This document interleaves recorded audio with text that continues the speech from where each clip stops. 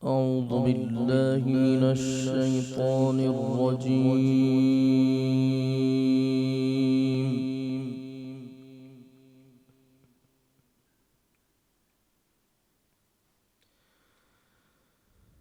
بسم الله الرحمن الرحيم.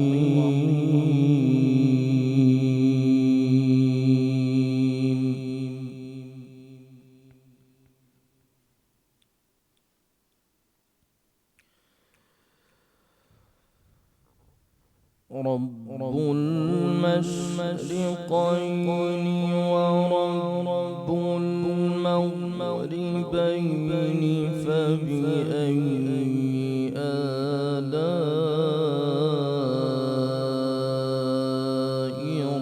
ربكما تكذبان.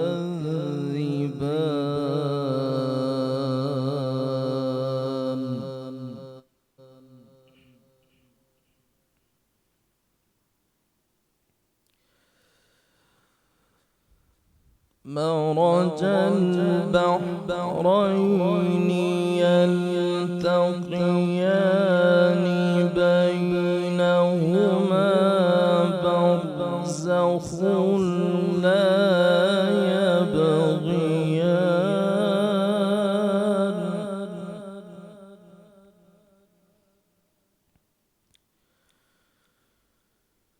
فبأي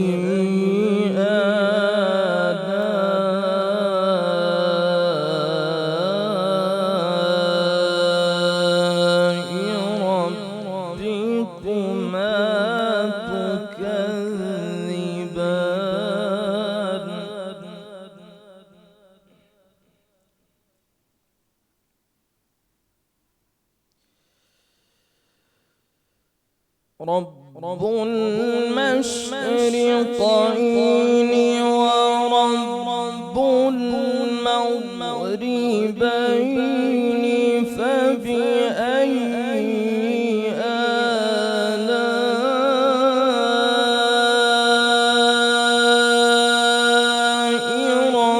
ربكما تكذبان.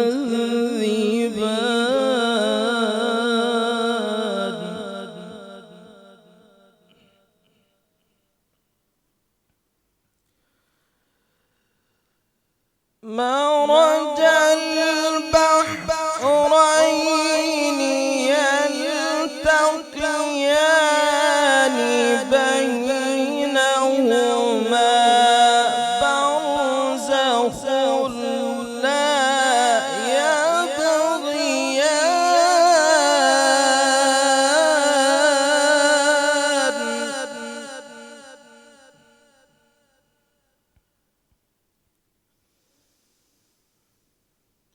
مرج البحرين يلتقيان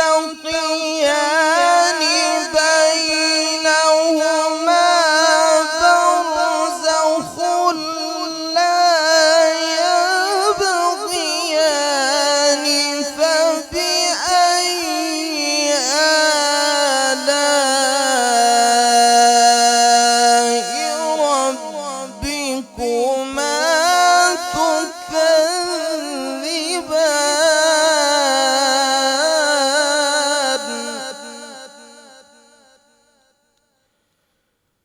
يخرج منهما اللؤلؤ والمرجان.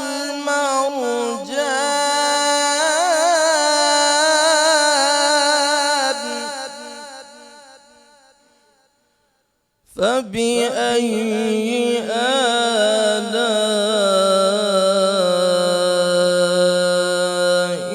ربكما تكذبان.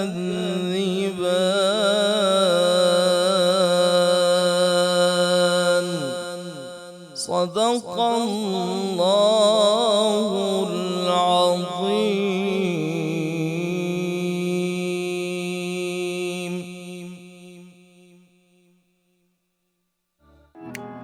इनकी उम्मीद की किरण हमने जगाई, इसे कायम आप रख सकते हैं।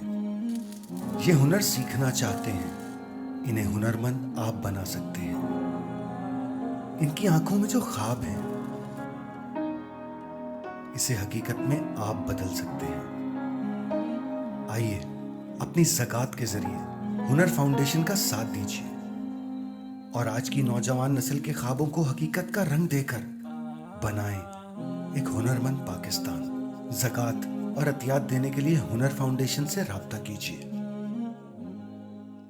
अस्सलाम वालेकुम, बरकत रमज़ान में खुश आमदीद आप सबको दुआ मलिक की तरफ से और बरकत रमज़ान की सारी टीम की तरफ से बहुत सारा प्यार और बहुत सारा सलाम। कैसा गुजरा है आप लोगों का रोज़ा? मुझे उम्मीद है कि आप सब बिल्कुल ठीक ठाक होंगे और ये सारे माह का सफ़र जो है वो तकरीबन हमारा इख्तिताम पर आ गया है। देखते हैं चांद रात आज होती है या कल। मुझे आपसे आज बहुत सारी बातें करनी हैं। इस वक्त हम शुरू कर रहे हैं एक नेकी।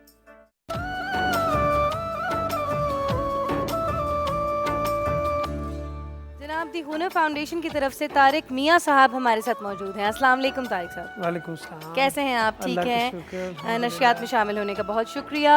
हुनर फाउंडेशन के हवाले से हमने पैकेज भी देख लिया और इसके अलावा मैं आपको बताऊं कि ये एक ऐसी ऑर्गेनाइजेशन है जिसके बारे में अमूमन पाकिस्तानियों को पता है। मतलब ये उस जगह पे अब पहुंच गई है कि हम लोग अवेयर हैं, we are aware of the Hunar foundation, क्योंकि यहाँ पे बच्चों को और यूथ को जो है वो ट्रेन किया जाता है, वोकेशनल ट्रेनिंग दी जाती है और बच्चियों के फ्यूचर बनते हैं, बच्चों के फ्यूचर बनते हैं। मगर मैं चाहती हूँ कि आज आप अपनी ज़ुबान में बताइए कि एग्जैक्टली हुनर फाउंडेशन क्या करता है, कैसे करता है। जी, हुनर फाउंडेशन का जो नस्बुल ऐन है जी, वो ये है कि हम पाकिस्तान को स्किल करें।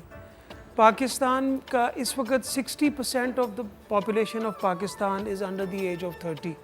ठीक है, तो ये एक, अगर इस पॉपुलेशन को हमने यूटिलाइज ना किया, एजुकेट ना किया, सोशल अपना चैलेंजेस ना दिए, तो this can go very negative for Pakistan. बिल्कुल। तो इसलिए अगर हम इस यूथ बल्ज को ट्रेन कर दें तो ये एक बहुत बड़ा एसेट बन जाएगा पाकिस्तान के लिए।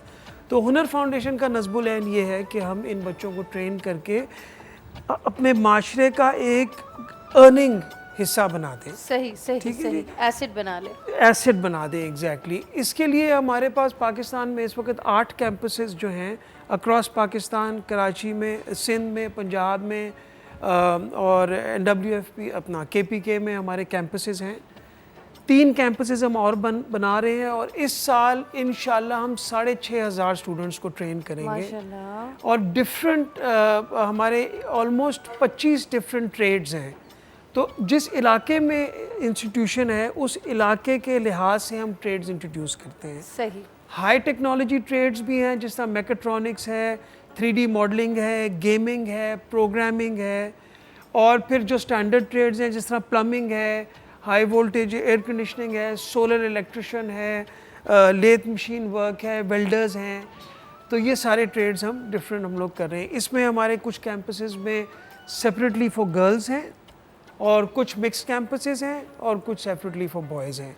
ठीक है ठीक है। अच्छा तारिक साहब, बाकी आपने सूबों के बारे में बताया, मैं बात कराची के बारे में यहाँ करना चाहती हूँ। इसी नहीं कि मैं यहाँ पे पैदा हुई हूँ और बड़ी हुई हूँ, इसलिए क्योंकि ये सारे मुल्क की इकॉनमी को रन कर रहा है। जी, जिस तरह हम इंग्लैंड जाते हैं सारे शहर पुरसकून होते हैं, मगर जैसे हम लंदन में एंट्री मारते हैं तो हम एक हाड़ा दूड़ी देखते हैं और सारे इंग्लैंड से, स्कॉटलैंड से, आयरलैंड से, यूरोप से बंदा जो है वो लंदन में जॉब्स के लिए, पढ़ने के लिए आता है। तो वहाँ बहुत रश है और हर बंदा आगे बढ़ने की उसमें है और अपना फ्यूचर बनाने के लिए लंदन जाता है। राइट, बिल्कुल। मुझे लगता है कि कराची जो है वो पाकिस्तान का लंदन है और मगर यतीम है। इसका कोई वाली वारिस नहीं है, इसका कोई माँ बाप नहीं है, इसको बना के छोड़ दिया गया है। ठीक है, तो अमूमन जो देहाती इलाके होते हैं और या जो लेस प्रिविलेज होते हैं वो सारे लोग अपने बच्चों को कराची भेज देते हैं कुछ बनने के लिए, है ना। तो कराची पे मुझे लगता है कि ज़्यादा फोकस होना चाहिए और क्योंकि सारे सूबों की अटेंशन एक हमारे शहर के ऊपर होती है, यहाँ से सब कमा के ईदों पे अपने अपने घरों चले जाते हैं और फिर कराची में सन्नाटा हो जाता है। कराची के वाले से बताइएगा कितने कैंपसेस हैं और कराची में एक्चुअली यहाँ पे कौन कौन सी चीज़ें अवेलेबल हैं लड़कों के लिए और लड़कियों के लिए? जी, कराची ही हमारा, हमने शुरू यहीं से किया। कराची से हमारे जो फाउंडिंग मेंबर हैं असलम खालिक साहब, जो चेयरमैन है, he is also from Karachi. तो हमारा हेड ऑफिस भी कराची में है। हमारे इस वक्त 3 कैंपसेस जो हैं वो ऑपरेशनल हैं कराची में और 2 large campuses are coming online by the end of this year. जबरदस्त, online? जी जी जी, मतलब ऑनलाइन से मेरा मतलब है कि ये अच्छा, okay, in the construction pipeline में है, जी सही जी, है। इंशाल्लाह इस साल के एंड तक 2 कैंपसेस और ऑन हो मुझे जाएंगे। बताएं कि कराची में कोई बच्चा आता है फ्यूचर बनाने के लिए, जी। हुनर फाउंडेशन को कैसे रीच कर सकता है? हुनर फाउंडेशन जी, हमारी वेबसाइट भी अवेलेबल है, हमारी हम डिफरेंट टाइम्स पे एडवर्टाइज भी करते हैं, रिक्रूटमेंट भी करते हैं। लियारी में जाके, औरंगी में जाके हमारी टीमें जाती हैं, बच्चों को रिक्रूट करती हैं। फिर हम व्हाट्सएप पे हैं, सोशल मीडिया पे हैं, तो वी आर प्रेजेंट खुद प्रीटी से मच कोई रीच नहीं एवरीवेयर। कर सकता सीखने के लिए? खुद से बिल्कुल जी, अब आप they have to know where we are. Right, वही मैं ठीक है, कह रही हूँ ना, जी। वो आप बताएं कि किस तरीके से रीच कर सकता है। कैंपस जा सकता है डायरेक्टली? बिल्कुल जी, हमारा एक दरख्वास्त अपनी दे सकता है? बिल्कुल बिल्कुल जी, सही कैंपस हमारे वेबसाइट पे जा सकता है, हुनर फाउंडेशन को गूगल पे सर्च कर ले, वहाँ पे हमारी सारी इन्फॉर्मेशन अवेलेबल है। फिर हमारा कुरंगी में एक कैंपस है, उरंगी में कैंपस बन रहा है, हमारा एक ऑफ तारिक रोड कैंपस है, एक हमारा जिमखाना के पीछे लेडीज़ का कैंपस है जहाँ पे ब्यूटिशंस की कोर्सेज हो रहे हैं और they are training them to become to run beauty parlours. अच्छा, ठीक है। और इसके अलावा ये बताइएगा कि कराची में हमारा सॉलिड फोकस है जी, और solid ग्रोथ भी focus हमारी होना चाहिए बॉस, बिल्कुल बिल्कुल बहुत ज़रूरी जी, है। बिल्कुल। अच्छा, क्योंकि लड़कियों की तादाद बहुत ज़्यादा है और बच्चियां भी बहुत आगे बढ़ना चाहती हैं, जी, तो बच्चियों के लिए आपके पास क्या प्रपोजल है? बच्चियों के लिए जी हमारे पास ब्यूटिशियन कोर्सेज हैं, हेयर ड्रेसिंग कोर्सेज हैं, और ये नबीला एक बहुत मशहूर जी जी, हेयर ड्रेसर हैं दी और नबीला हो beautician, चुकी हैं वो तो। तो नबीला हमारे साथ पार्टनर कर रही हैं हमारे जो ब्यूटी के इंस्टीट्यूट्स में। इसके अलावा इंडस्ट्रियल स्टिचिंग हम कराते हैं, फिर फैशन डिज़ाइन कराते हैं, फिर आईटी के कोर्सेज कराते हैं। अच्छा, तो ये सारे गर्ल्स के फिर लिए। प्लेसमेंट कैसे करवाते हैं? जॉब्स भी लगवा जी देते हैं? बिल्कुल जी, 80% हमारे स्टूडेंट्स को प्लेस हो जाते हैं। माशाल्लाह, जी तो बहुत माशाल्लाह, बड़ा नंबर है। जी, और बाकी 20% का भी इस तरह है कि some of them do their own businesses. For example, जो लड़की ब्यूटिशियन का कोर्स करके हुनर फाउंडेशन से निकलती है, अगर उसने अपना काम करना है तो हम उसको एक 40 से 45 हज़ार रुपए का पूरा एक किट बना के देते हैं। बहुत अच्छा। So she can actually go to people's houses. जो औरतें पर्दा करती हैं, घर से नहीं निकलती, हमारी बहुत सारी कम्युनिटीज़ ऐसी हैं जो घर से औरतें नहीं निकलती, तो ये उनके घरों में चली जाती हैं। सही। तो हम इनको पूरा बिजनेस किट बना के देते हैं ताकि they can go and do whatever they want. सही और सही। लड़कियों पे हमारे इस वक्त जो 2 कैंपसेस नए बन रहे हैं, एक कुरंगी में ब्रुक्स चुरंगी पे बन रहा है, that is 40,000 square feet of purpose build facility only for girls. ज़बरदस्त, बेहतरीन हो गया।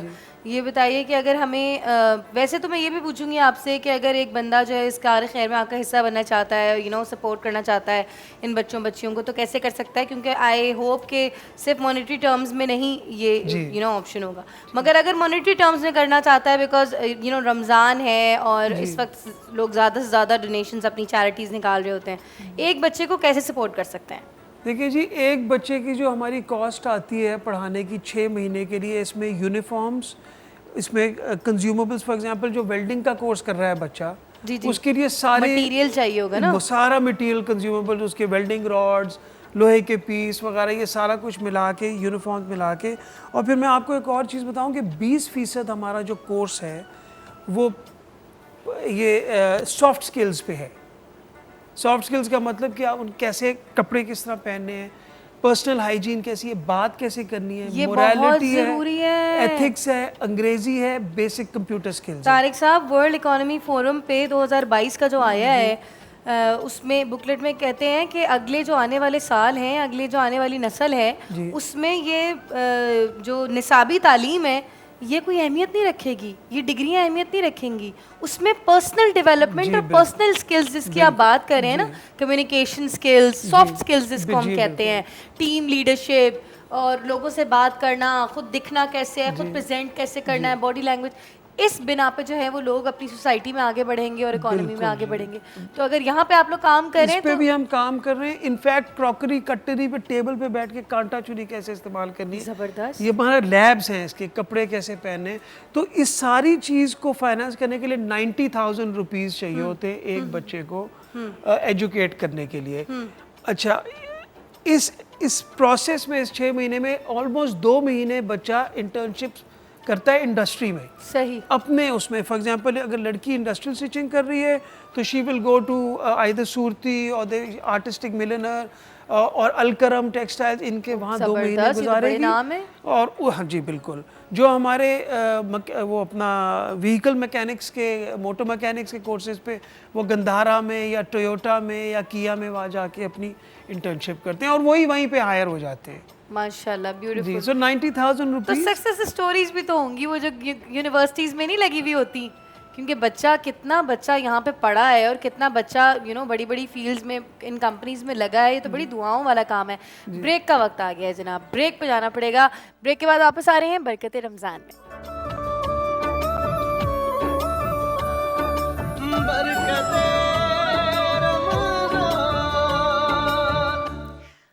बरकत रमज़ान में हम आ गए हैं वापस और एक नेकी का सेगमेंट चल रहा है इस वक्त। दी हुनर फाउंडेशन के बोर्ड मेंबर तारिक मियाँ हमारे साथ हैं और बात हो रही थी कि हुनर फाउंडेशन किस तरीके से सालों से बहुत बड़े पैमाने पे, बहुत बड़े नंबर्स में बच्चों को और बच्चियों को, नौजवानों को जो है वो हुनर सिखा रहा है हर किस्म के। और फिर उनकी जॉब प्लेसमेंट भी होती है। 80% बच्चों की जॉब प्लेसमेंट हो जाती है, यानी कि जो बच्चे यहाँ पे हुनर सीखने के लिए आते हैं वो 80% किसी न किसी इदारे में लग जाते हैं। और इदारा भी कोई छोटा मोटा नहीं होता, बहुत बड़े नाम हैं उन इदारों के जो हुनर फाउंडेशन से एफिलिएटेड हैं जनाब। फिर हमने बात करी कि एक बच्चे को हम किस तरीके से सपोर्ट कर सकते हैं, क्योंकि जब सपोर्ट करने की बात आती है तो अक्सर लोगों के जहन में ये सवाल आता है कि अगर मैं एक बच्चे का बेड़ा उठा लूँ तो वो बेड़ा जो है वो 90,000 का है और उसमें जो है उस बच्चे की तमाम साल की ज़रूरियात शामिल होती हैं या 6 माह जी की बिल्कुल, 6 ज़रूरियात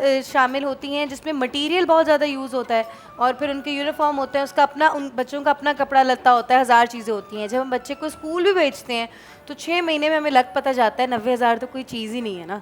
उन 90,000 में जो है वो एक मर्द की, एक औरत की ज़िंदगी बन रही है और सिर्फ उनकी नहीं बन रही, वो पता नहीं कितने लोगों का कफ़ील होगा और अगर आज कफ़ील नहीं है तो आने वाले वक्तों में कितने लोगों का उसने कफ़ील बनना है। वो कहते हैं कि बुजुर्ग कहते हैं कि किसी को पैसा देने से अच्छा है किसी को कोई हुनर सिखा दो, वो मोचे भी बन जाए ना तो वो सारे ज़िंदगी जूते सीख के रोटी तो खा लेगा। तो ये बहुत अमेजिंग इनका प्लेटफॉर्म है। अब नेक्स्ट सवाल मेरे जहन में ये था कि किसी अदर मीन से, किसी और तरीके से हम कैसे मदद कर सकते हैं पैसों के अलावा? जी देखें, पैसे में भी ये है कि आपको वो 90,000 इकट्ठे नहीं देने, मतलब कि आप महीने के महीने भी दे सकते हैं, आप प्लेज कर सकते हैं। जी बिल्कुल, आप साल में दे सकते हैं, वो कोई प्रॉब्लम नहीं है। दूसरी चीज़ ये है कि आप, मेरी ये रिक्वेस्ट है कि जो भी इस काम में हिस्सा लेना चाहता है, फॉर एग्जांपल दुआ आप हैं, आप हमारे कैंपस में आएँ, आप देखेंगे कि हम एक्चुअली किस किस्म की एजुकेशन, आप कैंपस में आएँ, कुछ आप आके बच्चों के साथ टाइम स्पेंड करें, उनको कुछ दीन की बात बता दें। आप दुआ उनको आके डिफरेंट चीज़ें बता सकती हैं कि देखिए ये इन चीज़ों के अलावा ये और भी करियर्स हैं जिनमें आप काम कर सकती हैं। अगर फॉर एग्जांपल कोई भी इंडस्ट्री का ओनर है, कोई भी फैक्ट्री का ओनर है जिसको स्पेसिफिकली हर साल 50 या 100 एम्प्लॉय चाहिए, तो वो हम उनके लिए उनकी ट्रेनिंग भी आउटसोर्स कर सकते हैं। ज़बरदस्त। वो आप हमें बता दें कि जी हमें इस किस्म के बच्चे अपना एम्प्लॉयज़ चाहिए, ये ट्रेनिंग हमें चाहिए, वो आके हमें समझाएं, हम उनके लिए ट्रेनिंग कर सकते हैं। अच्छा, ये तो बहुत ज़बरदस्त प्लेटफॉर्म है। फिर एक और बहुत अच्छा तरीका है जी कि फॉर एग्जांपल आपके घर में जितने नौकर हैं, ठीक है, उनके बच्चे हैं, अब आपके घर में ड्राइवर है, बावर्ची है, कम से कम उनके बच्चों को हम उनकी ज़िंदगी चेंज कर सकते हैं। तो आप उनके बच्चों को, अगर उन्होंने मैट्रिक किया हो या 8वीं 9वीं जमात पढ़ी हो, तो हम मैट्रिक के बाद भी बच्चे लेते हैं, इंटर के बाद भी लेते हैं, और कुछ ट्रेड्स में हम मतलब 8वीं 9वीं थोड़ा बहुत पढ़ा लिखा बच्चा भी हो तो हम उसको ले लेते हैं। जी बिल्कुल जी। तो फॉर एग्जांपल अगर एक बच्चे ने वेल्डिंग करनी है तो वो 5वीं भी पढ़ा हो, 6ठी भी पढ़ा हो तो वो मतलब कि चल जाएगा। मगर जिस बच्चे ने फॉर एग्जांपल इलेक्ट्रॉनिक्स का कोर्स करना है, सोलर इलेक्ट्रिशियन बनना है या पावर इलेक्ट्रिशियन बनना है, तो उसको मैनुअल्स पढ़नी आनी चाहिए, तो इंटर उसके लिए चाहिए या मैट्रिक ज़रूरी है। तो आपके ड्राइवर के बच्चे हैं, उनको आप हुनर के पास भेजें, ठीक है जी। आप अगर उसमें 90,000 में से 5,000 10,000 कंट्रीब्यूट कर सकते हैं तो वो आप करें, बाकी इंशाल्लाह और बहुत लोग अच्छा, ज़कात जरूरी देने नहीं वाले है कि हैं। हम 90,000 की फिगर ही सुनकर डर जाए हैं। हाँ नहीं, आप जितना कर जितना सकते हैं। चाहें कतरा कतरा डाल के जो देखिए है ना, वो हमें आपने समंदर बनाना 5,000 है। दिए, आपने 10,000 दिए, मेरे बहन ने दे दिए, किसी भाई ने दे दिए, तो ज़रूरी नहीं है कि आप पूरे के पूरे, जो आप दे सकते हैं, जो आप अच्छा, कंट्रीब्यूट कर आपके आने सकते के लिए हैं। बच्चे की और age क्या बच्चे होनी भेजे चाहिए? हमारे पास। एज लिमिट बच्चे की क्या होती है? एज लिमिट जी, मतलब कि हम 15 साल से भी ले रहे हैं बच्चे, 18 साल तक ले रहे हैं। मतलब कि इंटर नॉर्मली बच्चा मेरा ख्याल है 16 साल पे कर लेता है। इंटर 12, हाँ जी, 16 साल से बच्चे हम ले सकते हैं मैट्रिक, और उससे from 16 to 24 25 we take children. सही। फिर हमारा एक और भी प्रोग्राम है which is called the recognition of prior learning. For example, अगर एक बच्चा काम कर रहा है पिछले 10 साल से मैकेनिक की दुकान में, जी, ठीक है, तो उसको काम तो आता है मगर उसके पास कोई सर्टिफिकेशन नहीं है, वो बाहर नहीं जा सकता, दुबई नहीं जा सकता, उसको हम बुला के उसकी beautiful, this is a good initiative, बहुत जबरदस्त। फिर तो उसको फिर हम बाकी सेफ्टी की ट्रेनिंग, मैनुअल पढ़ने की ट्रेनिंग, डिफरेंट सर्टिफिकेशन करके उसको 1 महीना 2 महीना इन दी आफ्टरनून, ताकि वो काम भी करता रहे, शाम को हमारे पास आ जाए। और ये गवर्नमेंट का प्रोग्राम है अच्छा, जो हम उन गवर्नमेंट के लिए रन करते हैं। जबरदस्त। तो recognition of prior learning, he has a certificate. उसके बाद नॉलेज तो उसके पास ऑलरेडी है, हाँ, तो उसके पास सर्टिफिकेट भी आ जाएगा, फिर वो बाहर भी जा सकता है बिकॉज उसको सर्टिफिकेशन मिल गई। तो ये भी हम कर सकते हैं। और जो हमें एक चैलेंज आता है ना जी, वो ये है कि हमारे पास एडमिशन्स के टाइम पे चैलेंज होता है। क्या वो ये चैलेंज होता है कि we don't get sometime get enough students, सही, क्योंकि we are also you know, हर किसी को मैसेज नहीं पहुंच सकता। तो अगर आप ये मैसेज पहुंचा दें अपने घरों से, अपने नौकरों के थ्रू, अपनी कम्युनिटीज़ में, फॉर एग्जांपल आपका जो लेट से आपका जो बावर्ची है वो अपने मोहल्ले में इज़्ज़तदार आदमी है, आप उसको एक पैकेज दें या हमें बताएं, हम उसके साथ एक भेजेंगे अपना ब्रांड एम्बेसडर या ब्रांड इवेंजलिस्ट, वो उसके मोहल्ले में जाके उसके घर में वो 10, 12, 15 लोग मोहल्ले के आए, उनको हम बताएंगे कि जी ये हमारे पास ट्रेड में, आप अपने बच्चों को भेजें। एक बात बताएं मुझे कि कोई क्राइटेरिया होता है कि जिस पे आप लोग चूज करते हैं स्टूडेंट्स को, मतलब कुछ लोग सफ़ेद पोश भी होते हैं, बिल्कुल, वो बहुत अच्छे लग रहे होते हैं, मगर वो कुछ सीखना चाहते हैं, इब्ने सबील कहते हैं उनको। हाँ जी, तो वो आप लोग कोई ऐसे क्राइटेरिया तो नहीं है कि each child is evaluated on his Criteria क्या own merit। वो इवैल्यूएशन कैसे होती है? देखिए जी, हमारे एडमिशन फॉर्म्स हैं, बच्चा हमारे कैंपस में आता है या हमारी वेबसाइट पे जाके या सोशल मीडिया पे हमें कांटेक्ट करके एडमिशन फॉर्म भर लेता है, ठीक है जी। और उसके बाद फिर हम उनको बुला लेते हैं, इंटरव्यू कर लेते हैं, जबरदस्त। उनके पेरेंट्स को भी बुलाते हैं, जबरदस्त, ताकि हमें पेरेंट्स से बात हो जाती है, जी, पता चल जाता है जी, इनको इजाज़त जी, है। बहुत शुक्रिया, थैंक यू सो मच। मेरी आप सबसे दरख्वास्त है कि इस कार खैर में दी हुनर फाउंडेशन का साथ दें और इनका सपोर्ट बने। छोटी सी ब्रेक पे जा रहे हैं, वापस आएंगे बरकत रमज़ान में। बहुत शुक्रिया तारिक साहब।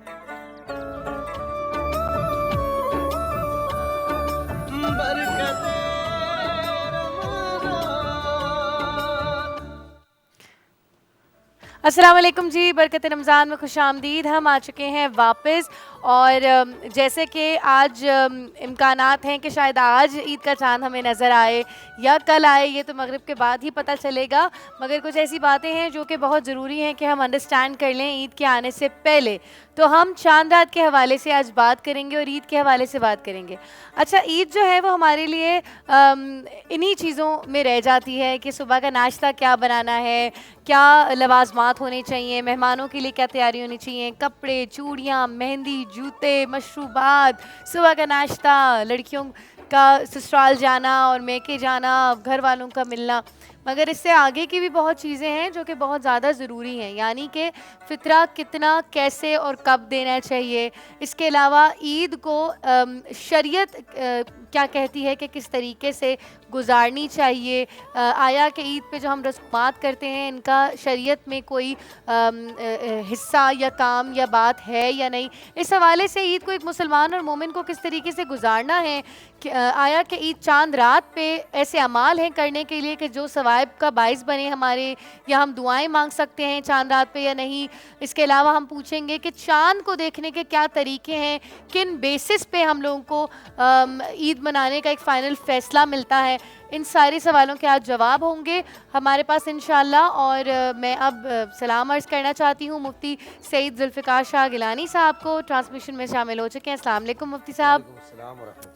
और हमारे प्यारे दो नात ख्वां फ़ायज़ा, अस्सलाम वालेकुम, कैसी हो? गुलाबी कपड़े, बड़ी प्यारी लग रही हो। फ़ायज़ा की मैं रोज़ाना तारीफ़ करती हूँ, फ़ायज़ा शर्मा जाती है, फिर मुझे ज़रा और मज़ा आता है। फ़ायज़ा माइक उठा लिया करो। क्यों नहीं उठाती तुम माइक? तुम मुझे देख के इतना गुम हो जाती हो। अभी तो मैं ईद के लिए तैयार भी नहीं हुई। अब अच्छी लग रही है ना इसलिए आपको अभी देख तो रही हूँ। ईद की सिर्फ बातें शुरू हुई हैं अच्छा। और ऐसे तुम घूम गई हैं। अच्छा, फ़ायज़ा का कलाम भी सुनेंगे इंशाल्लाह जल्दी। सलमान आलम साहब, अस्सलाम वालेकुम। वालेकुम अस्सलाम रहमतुल्लाहि व बरकातुहू। कैसे हैं? ठीक हैं? अल्हम्दुलिल्लाह सुम्मा रोज़ा अल्हम्दुलिल्लाह। कैसा गुजर रहा है? अल्हम्दुलिल्लाह बहुत अच्छा। तैयारी हुई है ईद की? अपनी तो कुछ भी नहीं हुई, अभी तो घर वालों की है। ज़बरदस्त ज़बरदस्त ज़बरदस्त।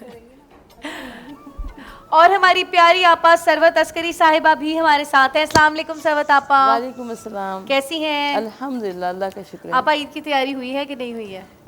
ईद की तैयारियां क्या होती हैं? मौला कायनात फरमाते हैं कि ईद हर वो दिन ईद का है जिस दिन कोई गुनाह ना हो। तो सबसे पहली बात तो ये कि अगर मैं और आप पूरे रोज़ों के ज़रिए, नमाज़ों के ज़रिए, कुरान की तिलावत के ज़रिए अपने इस माह मुबारक रमज़ान मुबारक को वैसे गुजारते हैं जैसे कि अल्लाह चाहता है, तो फिर ईद पर हमारा ही हक़ है। और अगर अल्लाह ना करे कोई कमी रह गई हो तो फिर हमें खुदा से दुआ करते रहना चाहिए कि पाक परवरदिगार आलम उस कमी को दूर फरमा दे। बिल्कुल। और जब क्योंकि अब आज हम 29 रमज़ान को यहाँ पर मौजूद हैं, मालूम नहीं कि आज चांद होगा या नहीं होगा, तो मेरे जहन में एक रिवायत आ रही है कि हज़रत इमाम ज़ैनुल आबिदीन अलैहिस्सलाम जब माह रमज़ान मुबारक की इब्तिदा हुआ करती थी। अच्छा, आइमा तहरीन में सबसे ज़्यादा हज़रत इमाम ज़ैनुल आबिदीन अलैहिस्सलाम को तज़किरा मिलता है। ग़ुलाम और कनीज़ ख़रीदा करते थे, आज़ाद किया करते थे और 1 साल अपने पास रखा करते थे ताकि वो ख़ानदान रिसालत के तौर तरीक़े सीख लें और जब आज़ाद होकर जहाँ पर भी जाएँ तो वहाँ पर ख़ानदान रिसालत के आदाब सिखाएँ। तो पहली माह रमज़ान मुबारक से इमाम ज़ैनुल आबिदीन अलैहिस्सलाम एक रजिस्टर अपने पास रख लिया करते थे और जो ग़ुलाम, जो कनीज़, जो गलती, जो कसूर, जिससे जो भी ख़ता हो जाया करती थी, इमाम ज़ैनुल आबिदीन अलैहिस्सलाम उसको सरजनिश नहीं फरमाते थे बल्कि उसको लिख लिया करते थे।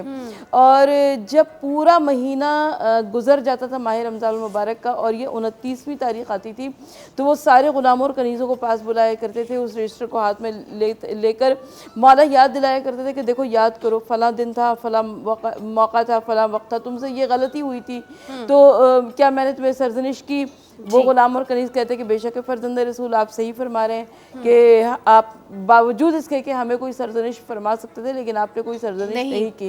इमाम ज़ैनुल आबिदीन अलैहिस्सलाम अपने उस रजिस्टर को अपने हाथों में उठाते थे और बारगाह परवरदिगार आलम में दुआ किया करते थे कि या रब्बुल आलमीन, जिस तरीक़े से मैंने इनकी ख़ता, कसूर, गलती को माफ़ फरमाया है, खुदाया तू वैसे ही मेरी ख़ताओं को माफ़ फरमा दे।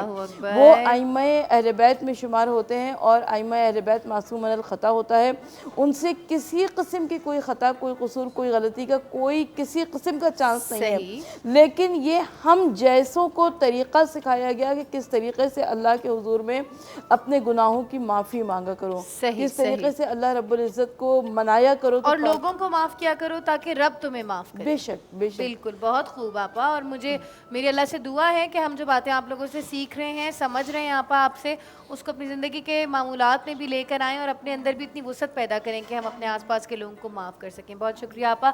मुफ्ती साहब की तरफ आएंगे। मुफ्ती साहब ये बताइएगा, सबसे पहला जो मसला सामने आता है वो आता है फितराने का। फितराने की तैयारी कब करनी है, देना कब है? अमूमन लोग ईद की नमाज़ पढ़ने के लिए मस्जिद में देकर आते हैं। कुछ लोग कहते हैं, मेरी तो मेरे हस्बैंड से लड़ाई होती है कि मैं घर की हाउस हेल्पर को दूंगा, वो कहते हैं मैं मस्जिद में दूंगा, और दूंगा कितना और कैसे, वो बताइएगा। बिस्मिल्लाहिर्रहमानिर्रहीम। अल्लाहु रब्बु मुहम्मदिन सल्लल्लाहु अलैहि वसल्लम नहनु इबादु मुहम्मदिन सल्लल्लाहु अलैहि वसल्लम ली खमसतुन नुतफ़ी बिहा हर्रल वबाइल हातिमा अल मुस्तफ़ा वल मुर्तदा व बनाहुमा व सय्यदा फितराना हर्ज उस शख्स पर वाजिब है जिस पर ज़कात वाजिब है। ठीक है।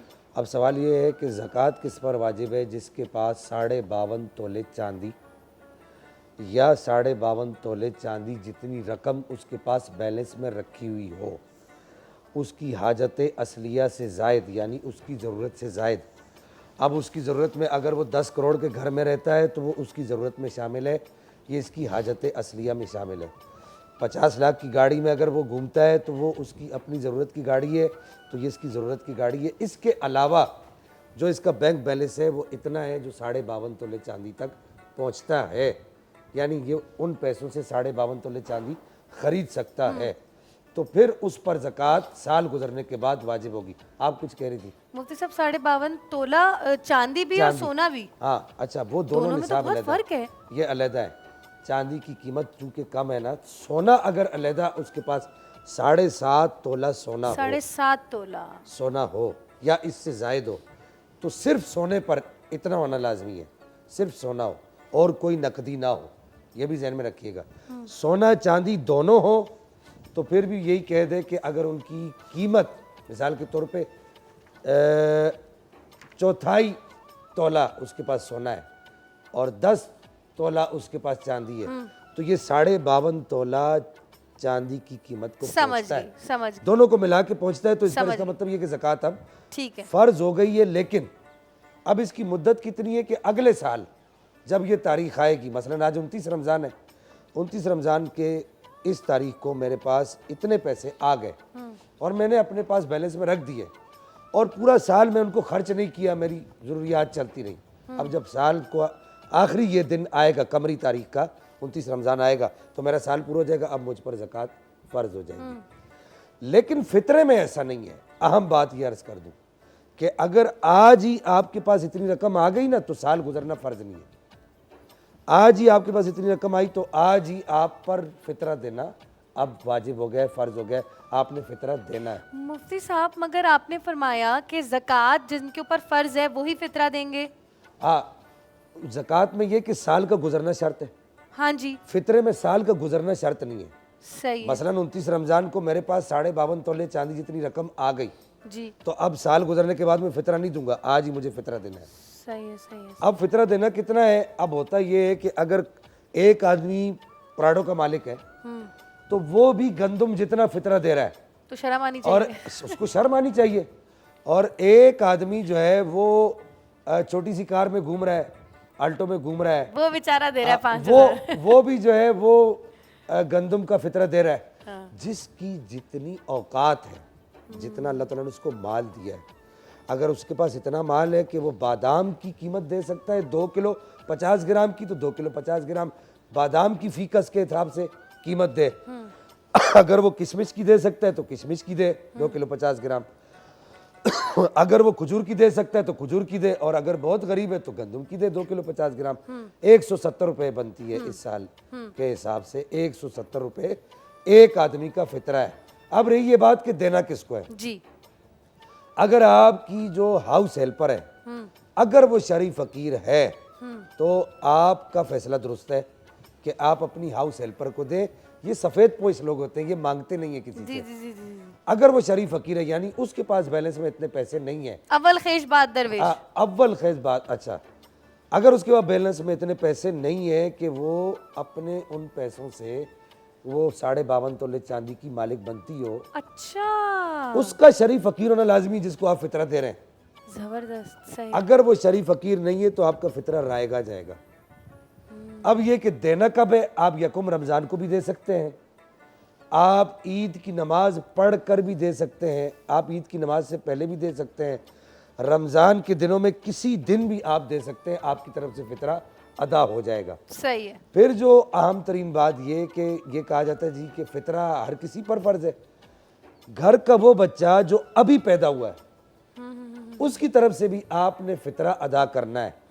और इसमें मैं सबसे आम बात अर्ज कर दूं कि फितरा अदा क्यों किया जाता है। बाज़ लोगों को इसमें भी परेशानी रहती है कि भाई ज़कात दे दी तो फितरा क्यों? फितरा क्यों अदा कर रहे हैं। तो असल में फितरा हम अपने रोज़ों की मजबूती के लिए अदा करते हैं। फुकाहा ने लिखा कि हमने जो रोज़े रखे उसमें किसी जगह कोई गलती हो गई जी, हो, जी, जी, जी। कोई कमी रह गई हो, कोई कमज़ोरी रह गई हो, उस बदनी इबादत की कमज़ोरी को दूर करने के लिए हम माली इबादत की उसको सपोर्ट देते हैं, उसको पुष्ट पनाही देते हैं कि अल्लाह या अल्लाह जल्ला मजदुल करीम, अगर मेरी इस इबादत में कहीं कमी रह गई है तो मैं तेरी राह में ये खैरात करता हूँ, मेरी इस इबादत को कबूल फरमा। बिल्कुल तो बिल्कुल, बहरहाल फितरा देना चाहिए, इसमें सुस्ती नहीं बरतनी चाहिए। इंशाल्लाह इंशाल्लाह मुफ्ती साहब टाइम पे देंगे हम फितरा।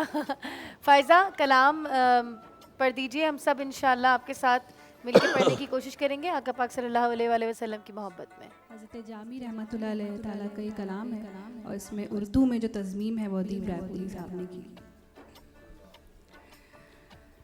मदीने आऊं ऐसे तो नहीं गुन, मदीने आऊं ऐसे तो नहीं गुन, लगी है फिर भी जाने की वही धुन, तुझी से कह रहा हूँ तू मेरी सुन, नसीमा जाने बेबतहा गुजर कुन, नसीमा जाने बेबतहा गुजर कुन, ज़े अहवालम मोहम्मद रा खबर कुन,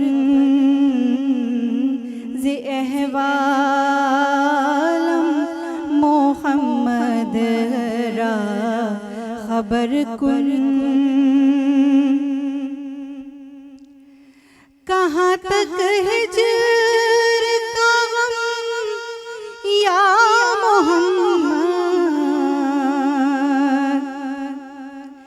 कहाँ तक हिजर का गम या मोहम्मद, ये दूरी कैसे हो कम या मोहम्मद, तू ही सुल्तान आलम या मोहम्मद, ज़िरुए लुत्फ सुए मन नजर कुन, ज़िरुए लुत्फ सुए मन नजर कुन, नसीमा जाने बेबतहा गुजर कुन, और मुझे याद अब उस दर के सिखा जा, कोई नगमा मदीने का सुना जा, बराए नजर जान लेने को आजा, बबर की जान मुश्ताकम दराजा, फिदाए रोज़े खैरुल बशर कुन, फिदाए रोज़े खैरुल बशर कुन, नसीमा जाने बेबतहा गुजर कुन, ज़े अहवालम। जायज़ा। अस्सलाम वालेकुम, बरकत रमज़ान में हम आ चुके हैं वापस और आज बात हो रही है लैलतुल जायज़ा के हवाले से और ईद के बारे में, यानी कि चांद रात और ईद के हवाले से। ईद पे हमें ये तो पता है कि हमें कितने फ़ैशन करने हैं और हमें घर में क्या खाने बनाने हैं, सेलिब्रेट कैसे करना है, मगर शरीयत में क्या क्या अहकामात हैं ये जानेंगे अपने उलमा कराम से। सरवत आपा की तरफ आती हूँ। सरवत आपा ये बताइएगा, लैलतुल जायज़ा कहते हैं चांद रात को, इसके कोई ख़ास अमाल हैं, इसकी फ़जीलत क्या है इस्लाम में? बिस्मिल्लाहिर्रहमानिर्रहीम, अस्सलाम वालेकुम। सबसे पहली बात तो ये कि दो बच्चे हों जो कि एक क्लास में पढ़ रहे हों, एक बच्चा जो कि हमेशा पढ़ता था, फर्स्ट आता था, दूसरा बच्चा जिसको आते जाते टीचर्स और वालिदैन हर कोई कहता था कि पढ़ लो और अच्छा रिज़ल्ट ले आओ। जब रिज़ल्ट का दिन आएगा तो क्या दोनों बच्चों में कोई फ़र्क नहीं होगा? यकीनन वो बच्चा जो हमेशा पढ़ता रहता था, जो हमेशा फ़र्स्ट आता था, वो जब आज भी फ़र्स्ट आएगा तो वो लोगों से कहेगा कि देखो तो सही कि आज कितने फ़ख्र और गुरूर से वो उछलता कूदता हुआ अपने घर जाएगा। और उसी तरीके से वो बच्चा जिससे पूरे साल कहा जाता रहा कि पढ़ लो मगर उसने नहीं पढ़ा, सही। तो वो आज एक हसरत और पशेमानी की मुंह बोलती तस्वीर होगा। तो बहुत सारे लोग ऐसे होंगे कि जो इस माह रमज़ान मुबारक में दुनियावी खेल तमाशे में लगे होंगे, ख़रीदारी में इधर उधर अपने कामों में लगे हुए होंगे। यही बात कर रही थी मैं। लेकिन जब लैलतुल जायज़ा आएगी, आखिरी रात आएगी, तो उस वक्त फ़ैसला होगा कि कौन वो लोग हैं कि जिन्होंने अपने आप को परवरदिगार आलम की मग़फ़िरत और बख्शिश के वास्ते तैयार किया, और कौन ऐसे लोग थे कि जिनको रमज़ान मुबारक, माह रमज़ान मुबारक छू के गुजर गया। तो अब लैलतुल जायज़ा यानी इनाम लेने वाली रात आ गई। अब आज की रात बड़ी कीमती रात है, और इस रात को तसव्वुर करने के लिए अगर मैं और आप ये सोचें कि अगर हम आज की रात को बाज़ारों में गुजार देंगे तो कितनी तकलीफ़ दे बात होगी, और अगर हम ये सोचें कि आज की रात को हम बाज़ारों में गुजारने के बजाय बल्कि अपने आमाल नामे के लिए हम यही देखते हैं कि आज के मगरिब तक तो बहुत रश होता है मस्जिदों में, मगर उसके बाद जैसे ही चांद नमूदार होता है या चांद नहीं भी होता तो लोग बाज़ारों में निकल जाते हैं। झगड़े, जबकि मेहंदी लगवाने वाली औरत जो है वो अपना सर बाल खींच रही होती है सर के। अल्लाह की कसम, मैं तो अब जाती ही नहीं मेहंदी लगवाने। मैं तो अपनी बेटी को भी सिखाया हुआ, खबरदार मैं लगा दूंगी तुम्हें टेढ़ी मेढ़ी, ये झमेलों में नहीं पड़ना। मुझे मार्केट जाने से भी आपस सख्त चिढ़ है। लेकिन जो आखिरी ताक़रात है, ये इस आखिरी ताक़रात के अमाल हैं, अमाल और है आज आखिरी के दिन ताक़रात जबकि हम चांद रात की खुशियाँ मना रहे होते हैं, तो हम जिसे चांद रात कहते हैं वो दर हकीकत माह रमज़ान को गिरिया ज़ारी के साथ अलविदा कहने की रात है। तो इस रात अहले बैत अताहर मुख्तलिफ अमाल सर अंजाम दिया करते थे, लिहाजा हमको भी उनकी ताज़ी करते हुए इन अमाल को सर अंजाम देना है। सबसे पहले गुस्ल करना।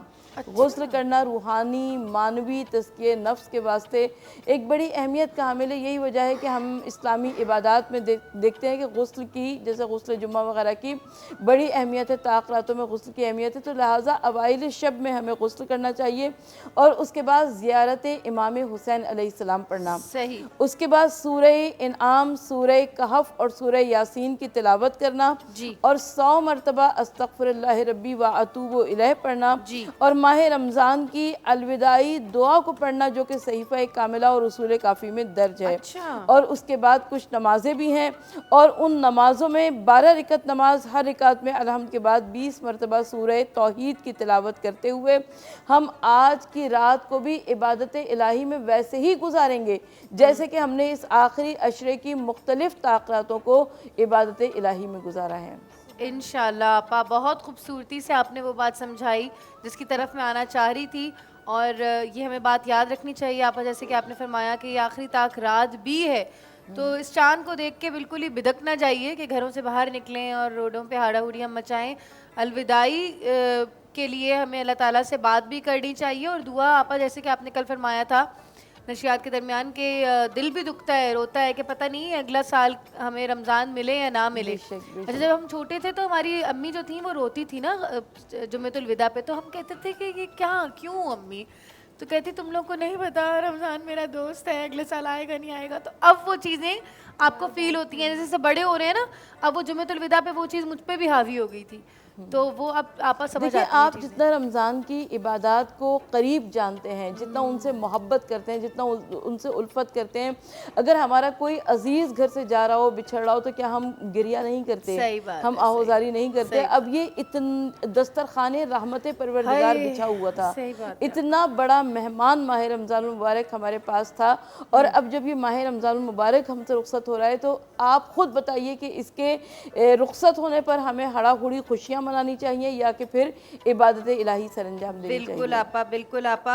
अच्छा, मुफ्ती साहब की तरफ मैं आऊँगी। मुफ्ती साहब ये बताइएगा कि सलमान आलम साहब जो हैं ईदी मांग रहे हैं मुझसे, और हर 2 मिनट बाद मांग रहे हैं ईदी देंगी आप मुझे बाजी। एक तो बाजी बना ली उन्होंने, उम्र में मैं उनसे छोटी हूँ, और बातें वो ऐसी कर रहे अच्छा, हैं। सलमान हर एक से ईदी मांग रहे हैं, मसला ये है इनका। इनका शॉर्ट बनाया आप, आवाम से अपील करते हैं इनके लिए डोनेशन के लिए। नहीं, वैसे देखना ये चाहिए कि अगर तो सलमान हकदार है, माशाल्लाह मैंने तो सलमान के बड़े टशन देखे हैं, अच्छा जी, मुझे नहीं लगता कि सलमान हकदार है। सही तो अगर तो सलमान हकदार है तो इसको मांगनी चाहिए, सही। और अगर सलमान हकदार नहीं है तो फिर इसको दुआ को देनी नहीं चाहिए ना मांगनी मुफ्ती चाहिए। साहब, छोटी बहनों को तो हाँ, देनी छोटी चाहिए ना। बहन- अच्छा, बहन मौलाना तो- साहब, वो बहन अमीर हो या गरीब हो उसको देनी चाहिए। हाँ बिल्कुल बहन। और मौलाना साहब, वो जो डिजाइनर वाले बहनों है। कपड़े वाले जो है ना, जरा उनका भी बता दीजिए ना सलमान के टिशन में। हाँ, वो देखे ना आप, ये कि पूरा महीना एक आदमी जो है रोजाना नया सूट पहन कर आए सही बात और है। वो फिर ईदी तलब करे, तो ये तो और हर एक से तलब करे और बार बार तलब करे। अच्छा, आपसे भी तलब की है। सबसे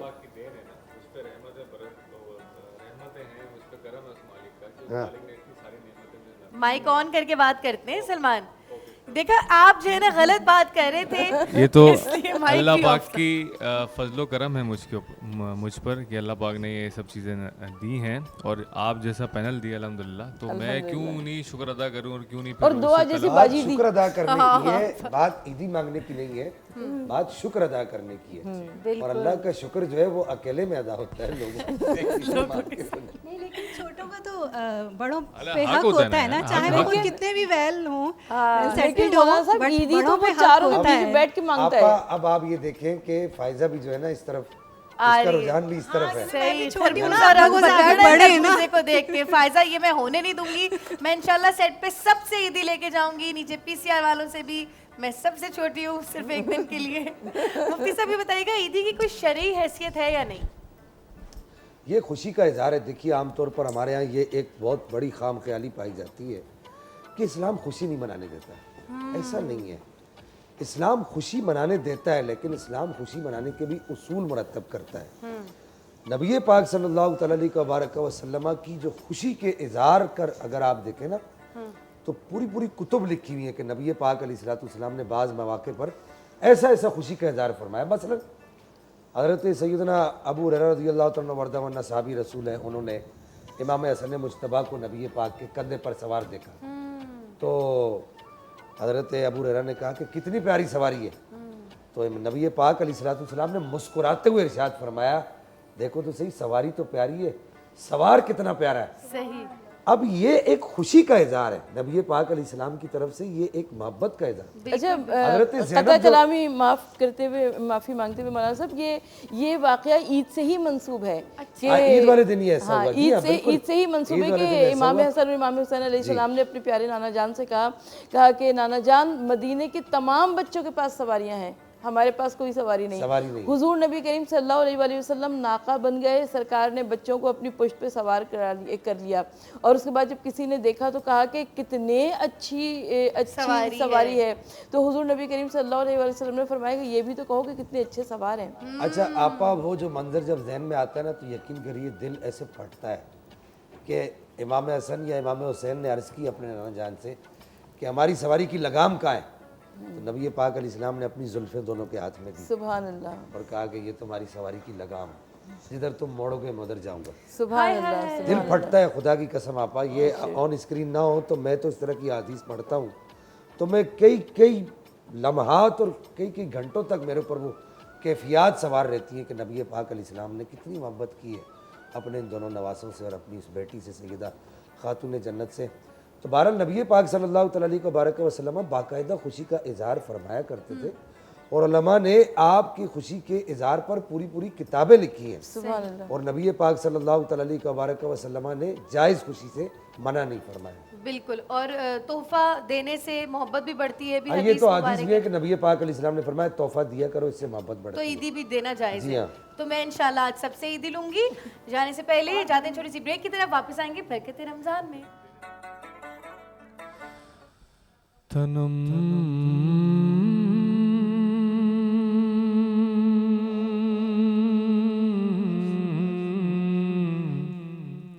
तनम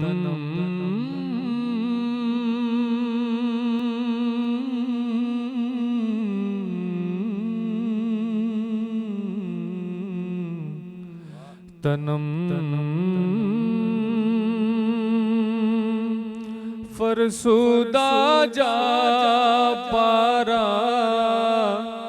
ज़हिजरा या रसूल अल्लाह तना फरसुदा जा पारा ज़हिजरा या रसूल अल्लाह दिलम पर पशमुर्दा वारा ज़ेसिया या रसूल अल्लाह जो सूए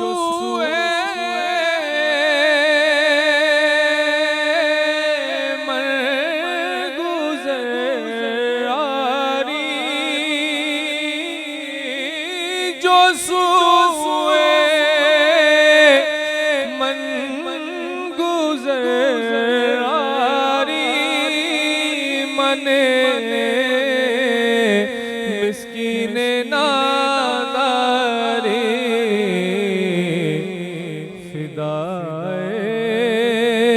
फिदाए नक्शे नालैनत फिदाए नक्शे नालैनत को न जाया रसूल अल्लाह तनम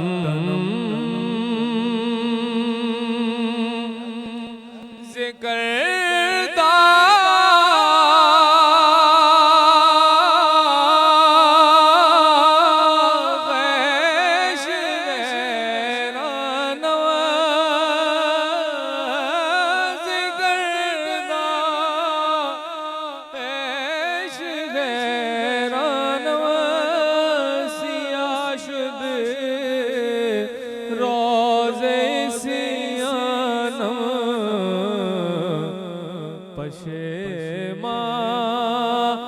पशेमानम पशेमानम पशेमानम पशेमानम पशेमाया रसूल अल्लाह पशेमानम पशेमानम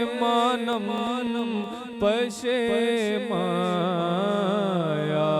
रसूल अल्लाह तना फरसुदा जा पारा ज़हिजरा या रसूल अल्लाह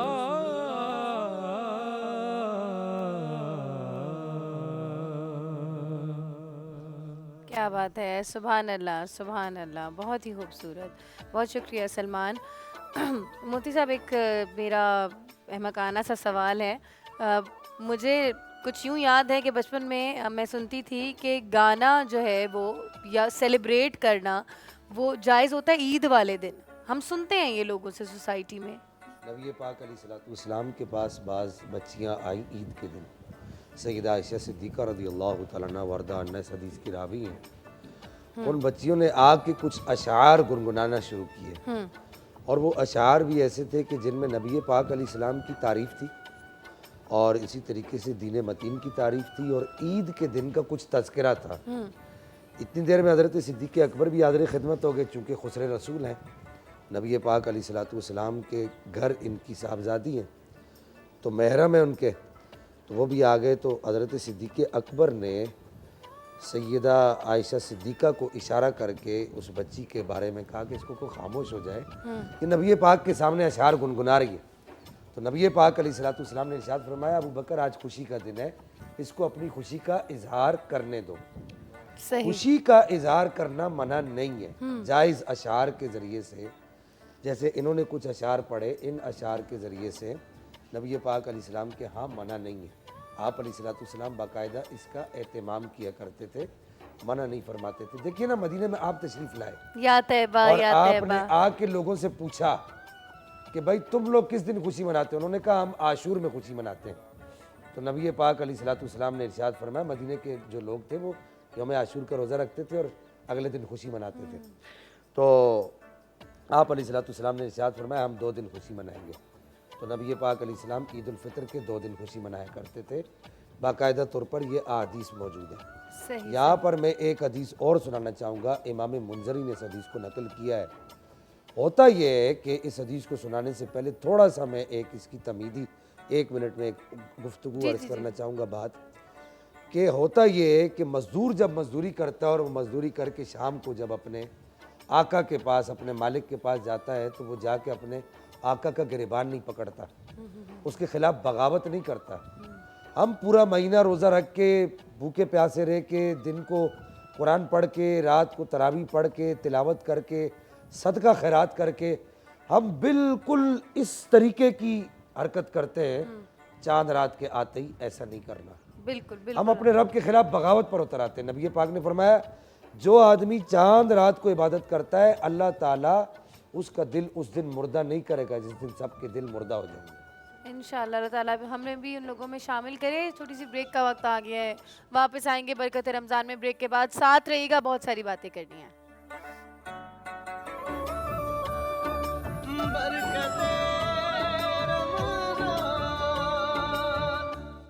बरकत रमज़ान में खुशामदीद। हम लोग वापस आ चुके हैं और शुरू हो चुकी है इफ्तार मज़ेदार।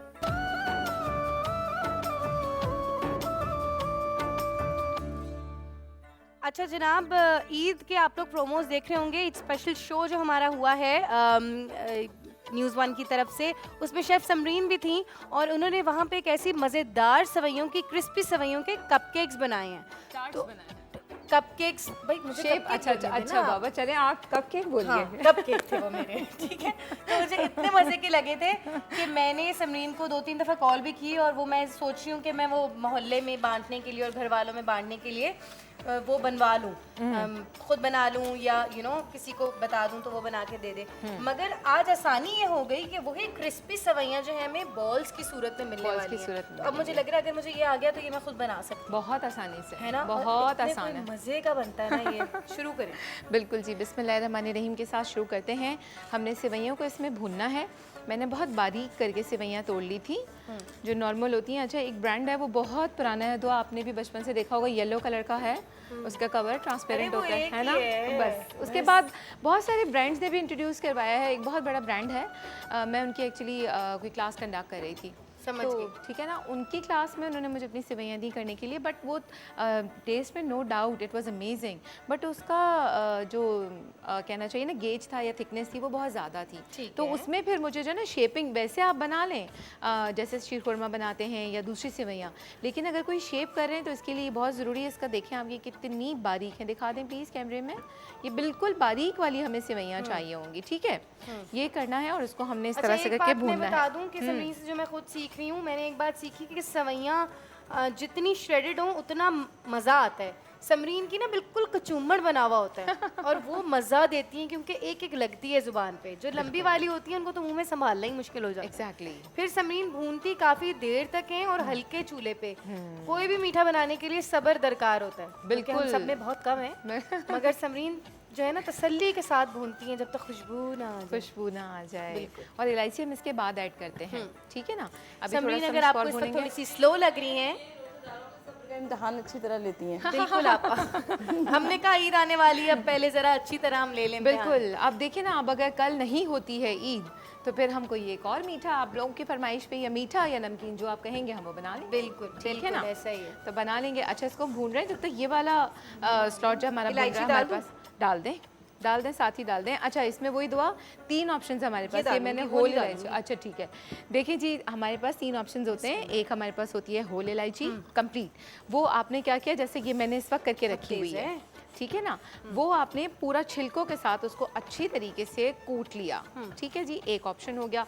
दूसरा ऑप्शन ये हो गया कि आपने साबुदाने डाल दिए, ठीक है जी। और तीसरा ऑप्शन ये हो गया कि आपने सिर्फ दाने निकाल के उसको अच्छी तरीके से ग्राइंड कर लिया पाउडर फॉर्म में।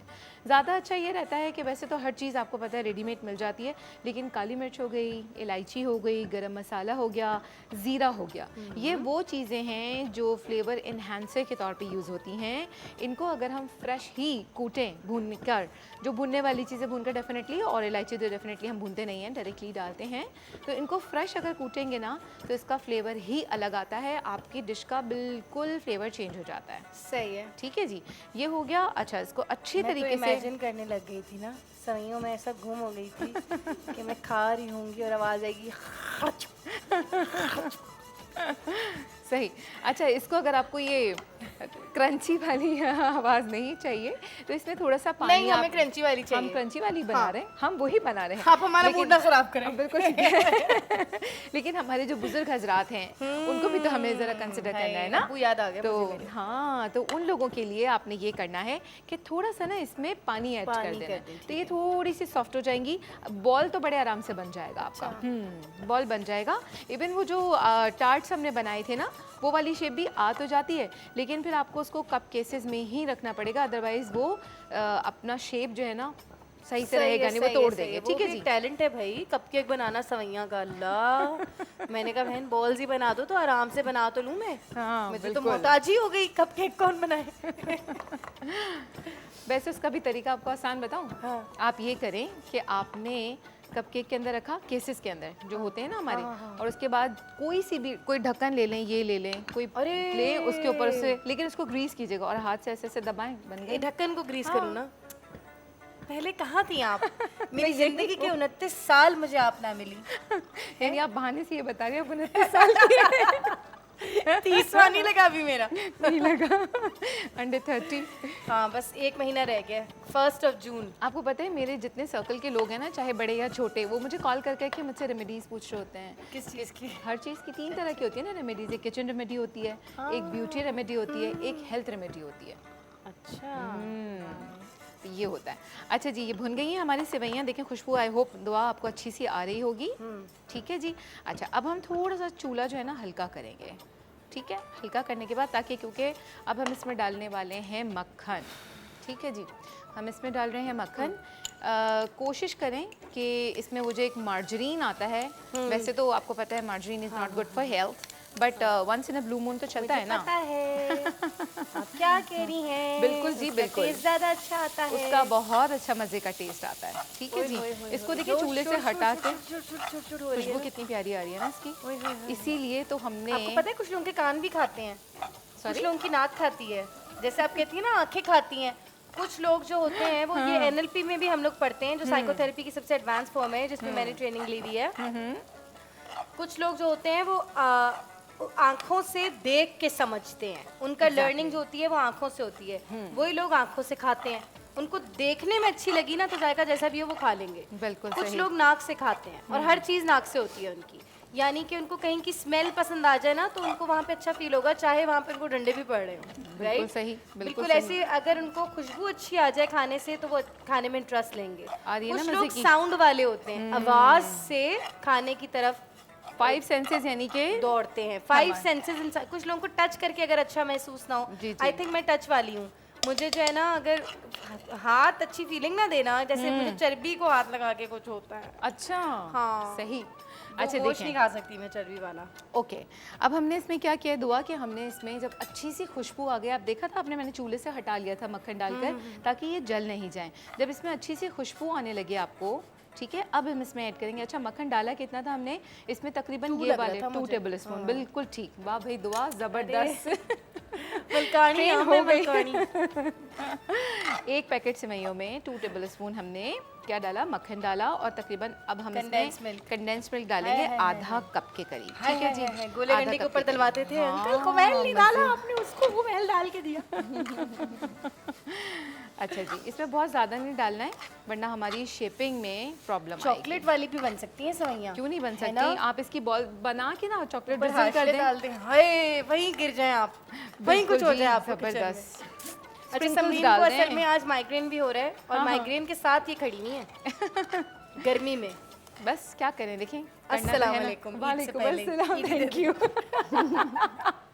अच्छा ये सलाम इसलिए था। नहीं, समरीन और सरवत आपा ईदी दे चुकी हैं मुझे, मेरे बड़े मुझे ईदी दे चुके हैं, आज मैंने अपने छोटों को दी है। ये देख रही हैं आप वापस से कैसा मैं दुआ जो है बहाने कैसे मैं बहाने गायब हुई हूँ ना, नहीं। 3 लोगों से फारिग हो गई हूँ, मुफ्ती साहब, सरवत आपा और समरीन हाँ। से। और कितने मजे से कह दिया, क्या पता दुआ मैं आपसे छोटी हूँ। ऐसा हो नहीं ओह सकता, माय गॉड, दुआ भी तो मैं मानूंगी नहीं।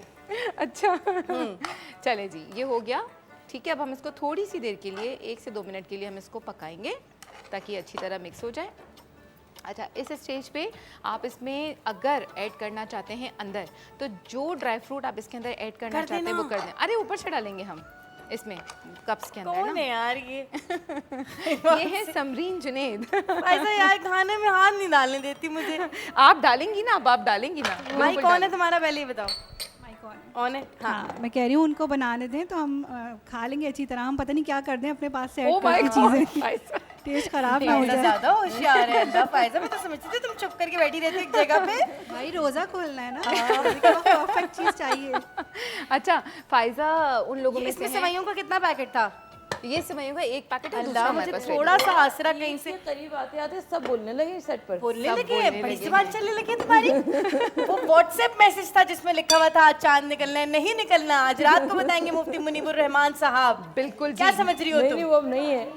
रख लेंगे, कल फिर मिलेंगे। हाँ, अब्दुल खबीर आज़ाद साहब है। उनके शागिर्द हैं वो? नहीं, वो बादशाही मस्जिद के इमाम साहब हैं। अच्छा जी, अब वो है रोयत हिलाल कमेटी के चेयरमैन। जबरदस्त। देखिए क्या होता है जी। साइंस का तो यही है कि अभी तक चांद की पैदाइश भी नहीं हुई। अच्छा, देखिए अल्लाह की मर्जी क्या है। सही सही। मुफ्ती साहब आप दुआ करेंगे जब आज अफ्तार से पहले? आपकी दुआ पे हमें बहुत ईमान और भरोसा मैं है। तो यही दुआ करूंगा कि अल्लाह करे आज चांद नजर ना आए, ओ माय गॉड। एक दिन और मिल जाए, क्योंकि रमज़ानुल मुबारक अल्लाह रहमत परवरदिगार का है। जी हाँ, एक दिन और अल्लाह की रहमतों को लूटने का मौका मिल जाए। बड़ों की बातें बड़ों की होती हैं। अब आप देखें, मुफ्ती साहब और सरवत आपा तो यही दुआ कर रहे हैं। हम लोग कल दोबारा मिलेंगे एक दफ़ा और बिल्कुल मुलाकात हो जाएगी हमारी। अच्छा देखें जी, अब हम क्या करेंगे, ये हमने लिया है एल्युमिनियम फॉइल। ये आपका जितना किसी भी बॉटल का कैप ले लें, ठीक है। मैं ये यहाँ रखूँ ताकि कैमरे में नज़र आ जाए, राइट। किसी भी बॉटल का कैप ले लें और उस पर रखने के बाद इसको, अच्छा ये जो शाइनी वाली साइड है ये आपने ऊपर रखनी है और ये रख के आपने इसको दबा दिया ऐसे, ठीक है, दबा दिया, ठीक है। और बस और कुछ भी नहीं करना, आपने इसको दबाना है अच्छी तरीके से, साइड्स ऐसे बंद करनी है और बंद करने के बाद अच्छी तरह दबाइएगा, ठीक है। और उसके बाद कैप बाहर निकालना, आपका कप तैयार है। अगर इतनी सी चीजें हमें क्यों नहीं आती हमारे माइंड में? हमारा दिमाग तो सारा चपड़ करने में लगा देखिए होता है। कहते हैं ना ज़रूर। अब ये देखें आप इसको, और मज़ीद अगर आप इसको खूबसूरत बनाना चाहते हैं तो इससे छोटा कैप लें, समझ गई। इससे छोटी फॉइल लें और इसके अंदर रखें और बस सेंटर मुझे में हाथ करके पकड़ाएं पेटल्स। मैं 5 चाकू पकड़ लूंगी। चले ठीक है, क्या कपकेक का ये इन्होंने वो बनाया है भाई। मोल्ड बन गया और ये हमारी बॉल बन गई। ये हम फ्रिज में रख देंगे ना? बिल्कुल, आपकी ये बॉल तैयार है। ये आपने क्रिस्पी इसके अंदर रहेगी रखी, ये? बिल्कुल क्रिस्पी रहेगी, मज़ेदार।